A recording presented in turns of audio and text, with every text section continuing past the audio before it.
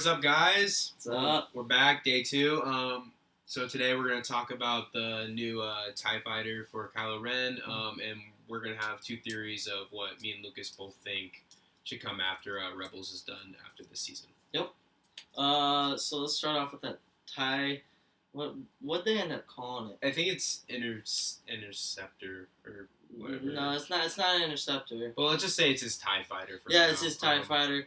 It looks freaking legit. It looks pretty awesome. We'll have a picture while we're talking about it. And it almost has like I want to say like it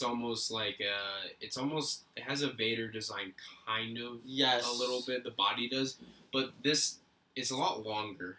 It's almost like an X-wing. It's got the wings that are out more. It's kind of like a TIE Interceptor in that perspective, but it's modified obviously, and I'm pretty sure it comes with a hyperdrive.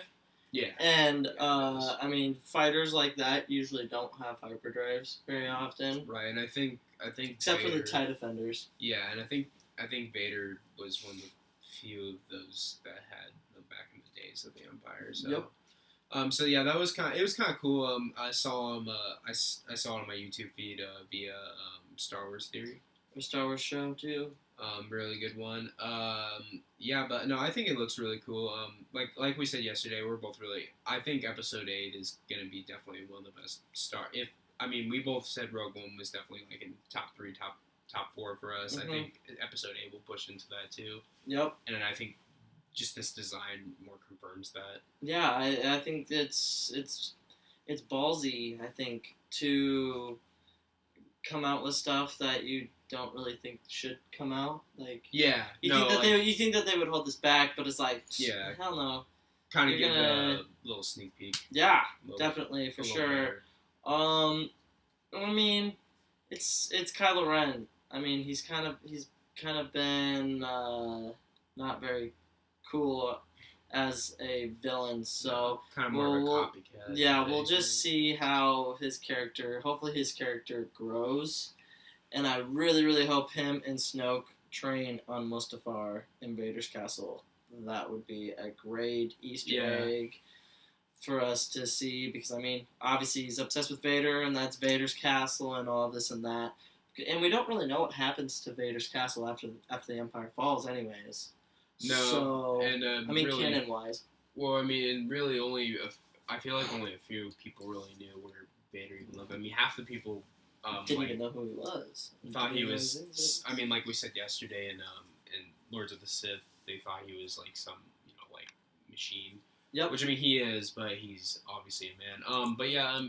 Besides that, I mean, we just thought it was kind of cool and just wanted to give a little snippet of that. Yeah, it's gonna be legit. But yeah, I mean, so we're gonna get back to what we started this channel for initially was Star Wars Rebels, which has been out since 2014. Season 4 is coming up, and I think they have announced that this is the final season. Yep, it's gonna be the final season. I mean, Bowser, 103, I believe that's his gamer tag, for PSN. On the PSN community.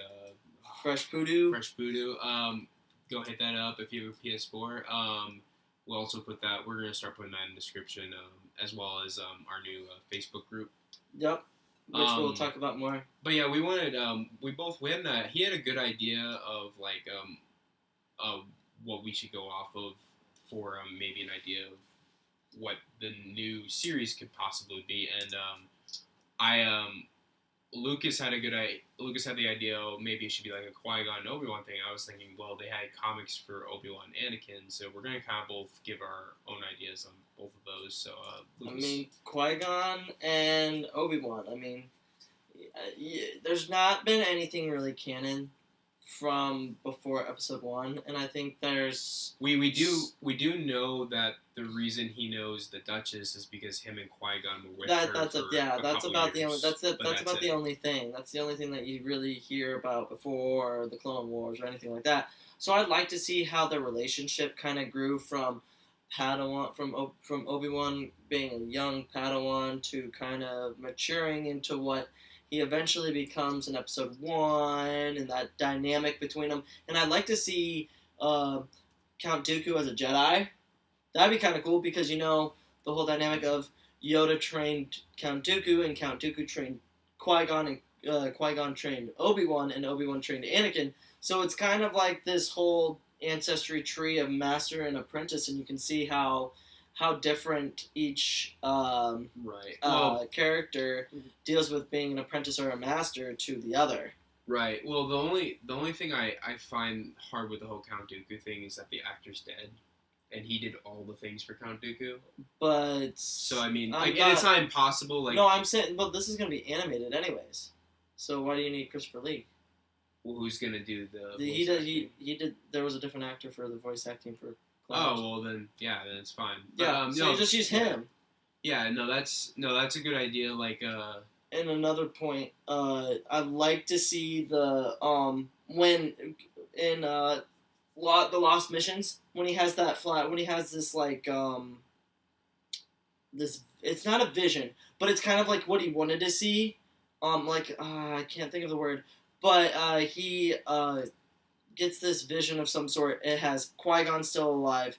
Oh, Yoda, you mean Yoda? Yeah, Yoda does. Yeah, and then Count Dooku's talking about how they went to Kashyyyk. Yeah, and they fought some monster. Yeah.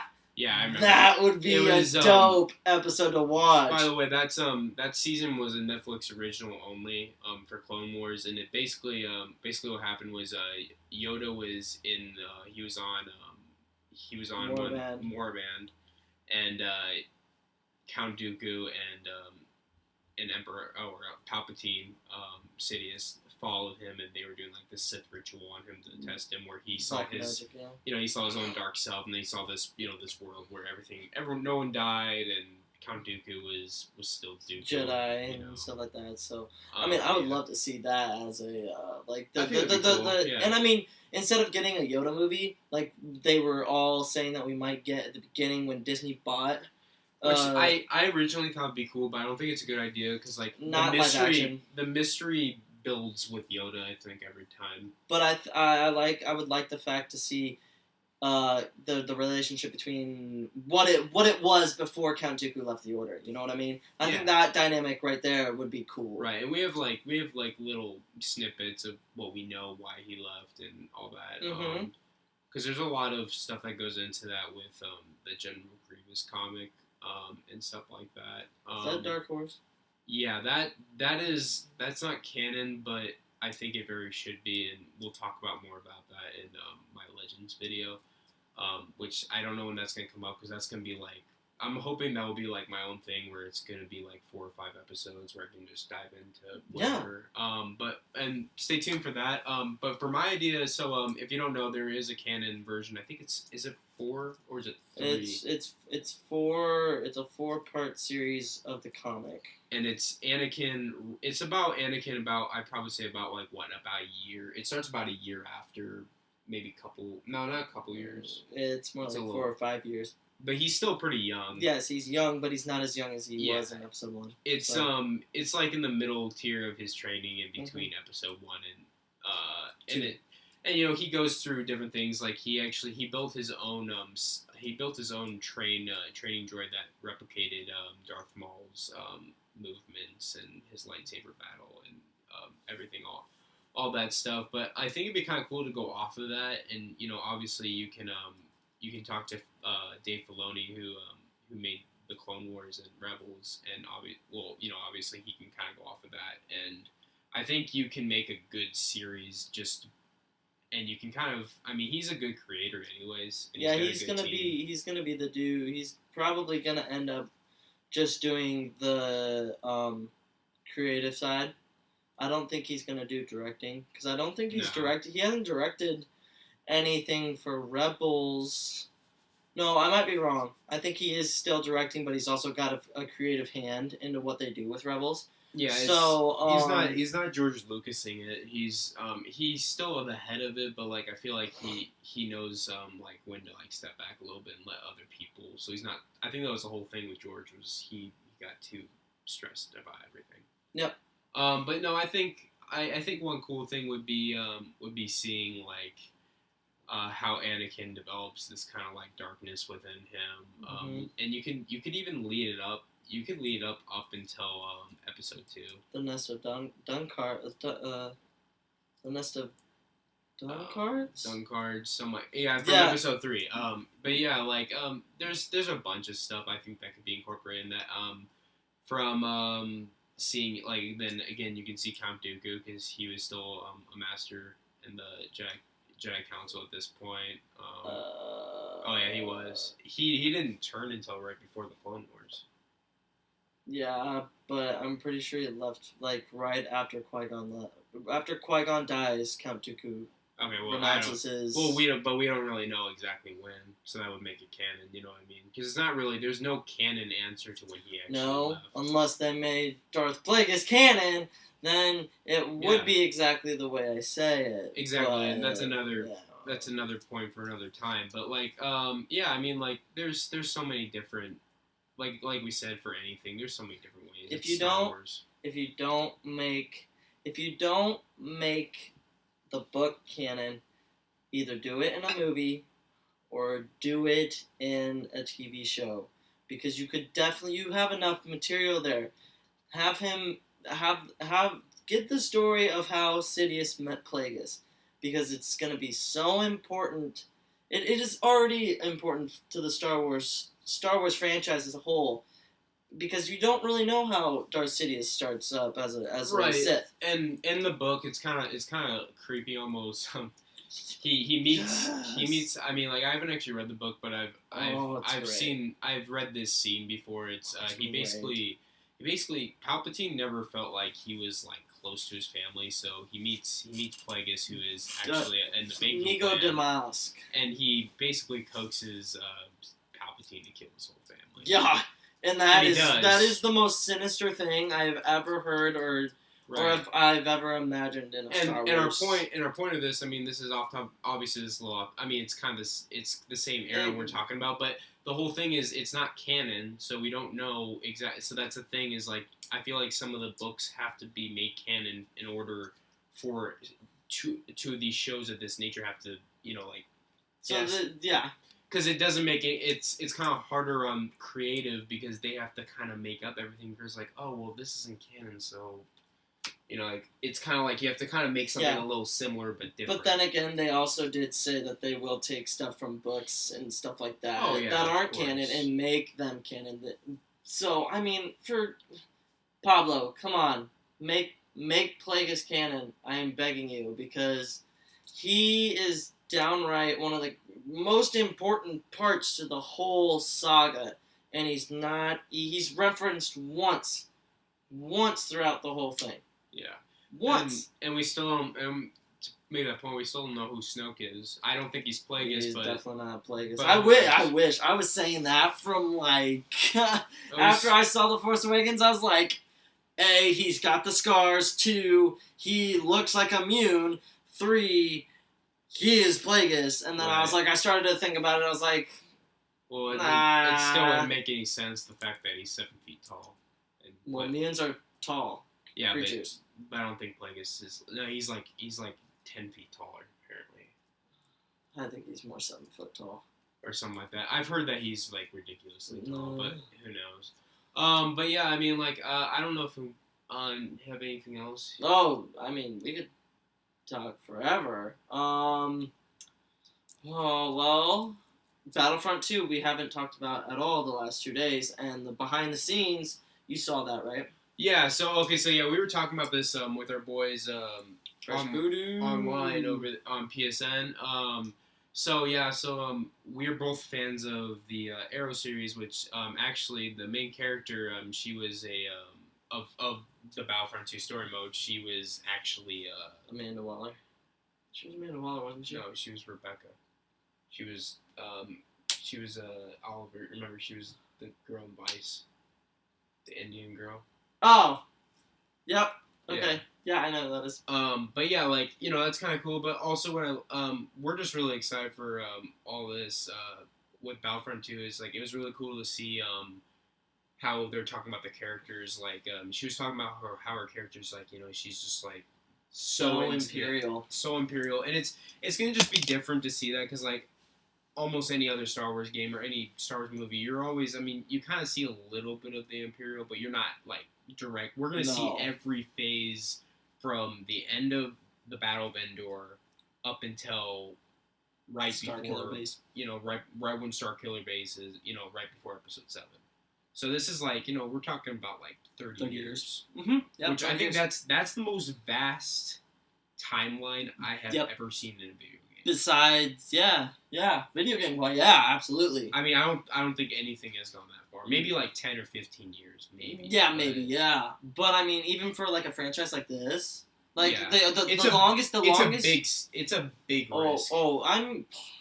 It's gonna pay off though. Oh no, I'm it's just saying creative wise. Yeah, because a lot of stuff is right, but I feel. But also with the creative part, you can put so much in a span of 30 years. Oh yeah, no, I mean, and like it was kind of cool. I mean, as I'm assuming most of you seen the trailer, anyways. You see Luke. You're the main character's gonna go against Luke. We know that she's gonna like catch up with him or something. We also see a little thing to Legends, which I love, with Sidious giving his last direct orders. Yep, and the fact that that's all canon now is pretty cool too. Yeah, exactly. And so yeah, I mean, there's a lot to be excited about. Also, online wise, you have you have the new. You kind of bring back to the old Battlefront games with the heroes and villains. Yes. With more, just I guess more variety, because like in this Battlefront, like it's cool they put in Rogue One and everything like that, which they should, but it just wasn't like, I mean, who wanted to use Palpatine? Like it just didn't make sense. In this game? Oh, you mean the original Battlefront? No, I'm talking about this game. Battlefront. Yeah. Yeah, just regular Battlefront, like how this past one, they just how the characters just weren't really, picked very well. Yeah, but I think I kind of want to put a poll out and see who wants to see what characters. So if you guys are watching this video, post in the comments if you want who you want to see. You want to see Anakin, Obi-Wan, Ahsoka, Qui-Gon, Mace, Keanu Mundi, probably not because he sucks. Yeah. Plo Koon, he's pretty legit. Kit Fisto, like any of the Clone Wars era, or even Tarkin from the original trilogy. What about General Grievous? General Grievous is already in it. They've confirmed it. That's right. Yeah, but I want to hear what you guys have to say and shout it out there. I mean, I'm excited for Battlefront 2, and I know our squad from Fresh Poodoo boys, we're gonna kill it. When that beta comes out and when the original game comes out, we're just going to be gaming it all the time. So you guys have to hit up. If you have a PS4, Fresh Poodoo, I'm plugging it hard because this is the greatest community for Star Wars talk or anything else. And just game and have fun. Our only Battlefront game nights are Tuesday nights. And if it starts growing, we're going to have more than one party so that people can interact with each other. And if it gets big enough, we'll just play against each other. We'll set up a private match, and we'll just play against each other. So, it's going to be great. Definitely. So I don't really have anything else. So, guys, I think we're gonna sign off here. For me and Darth Egan, may the Force be with you. Always.